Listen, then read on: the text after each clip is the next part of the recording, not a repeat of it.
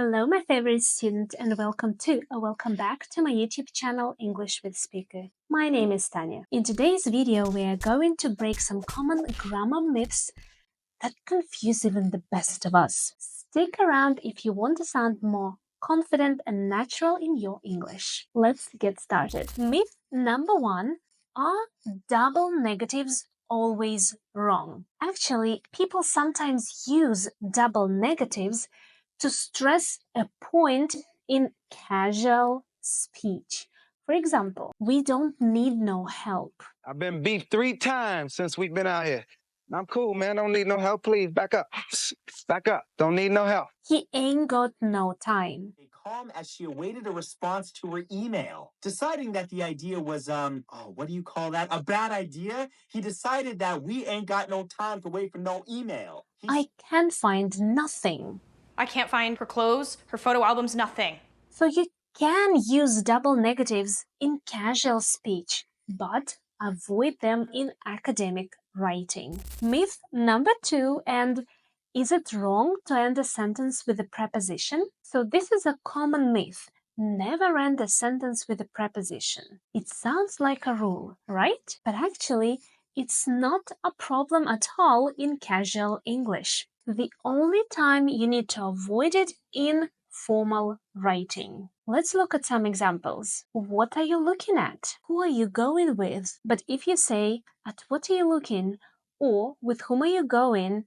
It sounds a bit too formal and old-fashioned. Myth number 3. Can you start a sentence with and but? And that's just not true. You can start a sentence with these words, especially when you are adding emphasis or showing contrast. For example, when you're telling a story and you want to add surprise, and I couldn't believe my eyes. Or if you want to show contrast. But that's not the whole story. But don't use these words if a sentence is incomplete or unclear. For example, and didn't believe my eyes. Or, but the whole story. The whole story what?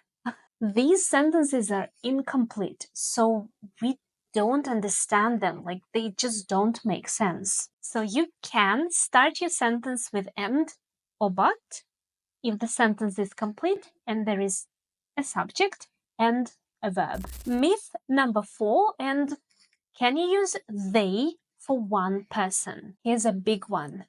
Never use they for one person. Well, this is actually false. You can do it. The singular they is totally correct and is typically used for when we don't know the gender of this person or when the person is non-binary. For example, someone left their phone on the desk. We are talking about one person, but we just don't know who. Or Alex said they may join us later. Well, Alex may prefer they or them. If a student needs help, they should ask. Here, they refers to a singular person.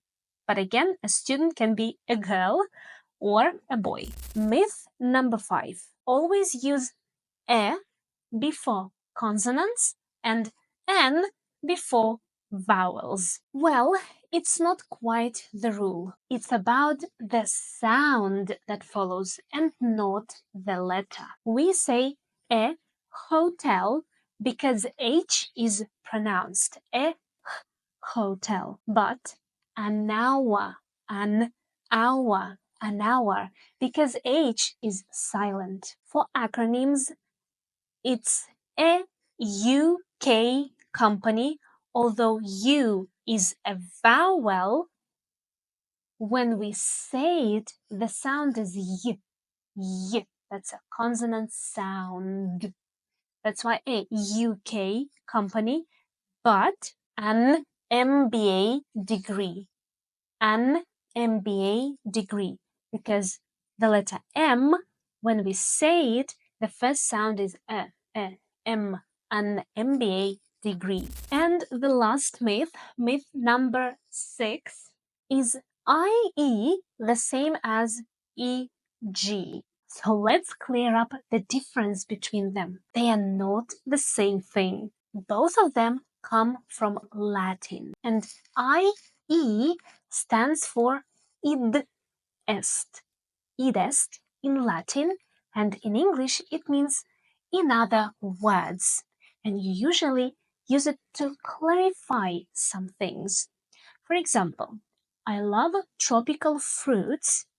In other words, fruits from warm climates.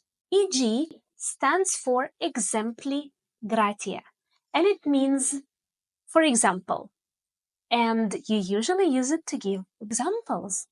For example, I love tropical fruits. For example, mangoes and pineapples. So you see, you're just giving examples. Now tell me, was that a surprise for you? Let me know in the comments. Well, that's it. I hope that you enjoyed this video, and if you did, like this video, share it with a friend or a family member, and subscribe if you haven't done that yet. Don't forget to hit that bell in order not to miss any of my classes. Thank you for being here with me today. I'll see you in my next one. Bye!